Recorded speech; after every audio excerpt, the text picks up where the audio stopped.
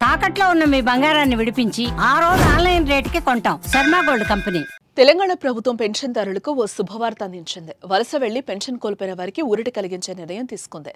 3 నెలల పాటు పెన్షన్ తీసుకోకపోవడంతో రద్దయిన వారికి తిరిగి పెన్షన్ అందించే విధంగా చర్యలు చేపట్టింది. దీనికోసం ముహూర్తం కూడా సిద్ధమైంది.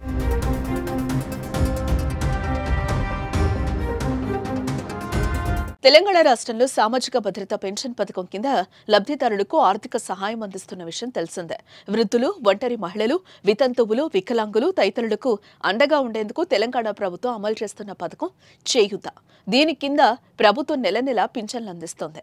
గతంలో బీఆర్ఎస్ ప్రభుత్వం ఆసరా పేరుతో ఈ పథకాన్ని అమలు చేసింది.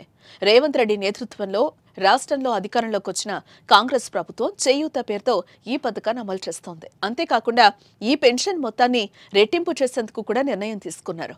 పెంచిన మొత్తం పింఛన్లను పంపిణీ చేయడం మాత్రం ఇంకా ప్రారంభించలేదు. ప్రస్తుతం ఆసరా కింద ఇచ్చిన పెన్షన్ మొత్తాన్ని లబ్ధిదారులు అందుకుంటున్నారు.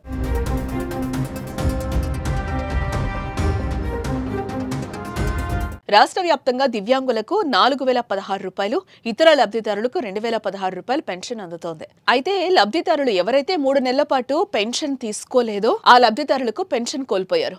రకరకాల కారణాలతో తెలంగాణలో చాలా మంది వేరే ఊళ్ళకెళ్లారు. పనుల కోసం హైదరాబాద్ లాంటి నగరాలకు వెళ్లారు. ఇలా గత 5 సంవత్సరాల్లో 2.24 లక్షల మంది పెన్షన్దారులు ఇతర ప్రాంతాలకు వలస వెళ్లిపోవడంతో పెన్షన్ లబ్ధిదారుల జాబితా నుండి వారి పేర్లు తొలగించారు.